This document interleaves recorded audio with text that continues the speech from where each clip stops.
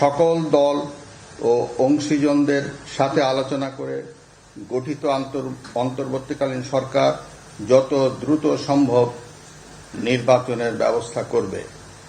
বৈষম্য বিরোধী ছাত্র আন্দোলন ও বিভিন্ন মিথ্যা মামলায় আটক সহ সকল বন্দীদের মুক্তি দেওয়া হবে।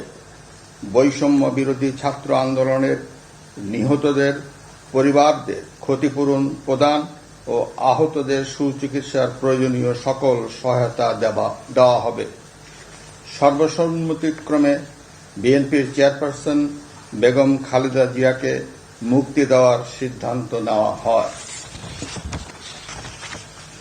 প্রিয় দেশবাসী, আমি দেশের আইন শৃঙ্খলা পরিস্থিতি স্বাভাবিক করতে এবং লুপ্তরাজ ও ধ্বংসাত্মক কর্মকাণ্ড বন্ধ করতে রাজনৈতিক দলগুলোর প্রতি আহ্বান জানাচ্ছি।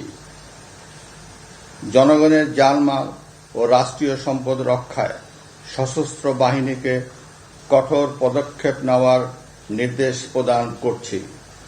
সাম্প্রদায়িক সম্প্রীতি ও সংখ্যালঘুদের নিরাপত্তা নিশ্চিত করতে এবং সরকারি সম্পত্তি রক্ষায় সকলকে এগিয়ে আসার আহ্বান জানাচ্ছি।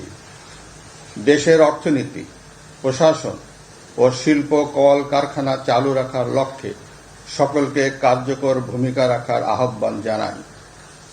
ছাত্র নেতৃবৃন্দ ও শিক্ষকদের সাথে আলোচনা সাপেক্ষে অতি শীঘ্রই শিক্ষা প্রতিষ্ঠানগুলি খুলে দেওয়া হবে।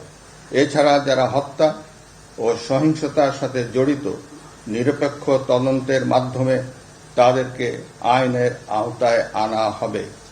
গণপ্রজাতন্ত্রী বাংলাদেশের সংবিধান অনুযায়ী অনতিবিলম্বে বর্তমান সংসদ বিলুপ্ত করা হবে। দেশের সকল অফিস আদালত আগামীকাল থেকেই স্বাভাবিকভাবেই চলবে।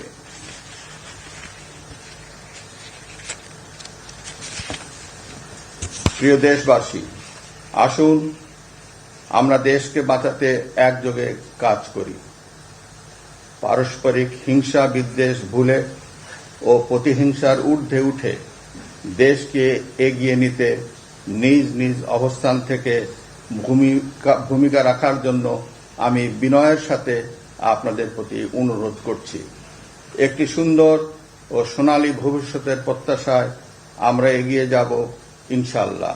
মহান আল্লাহ আমাদের সহায় হন। খোদা হাফেজ। বাংলাদেশ চিরজীবী হোক।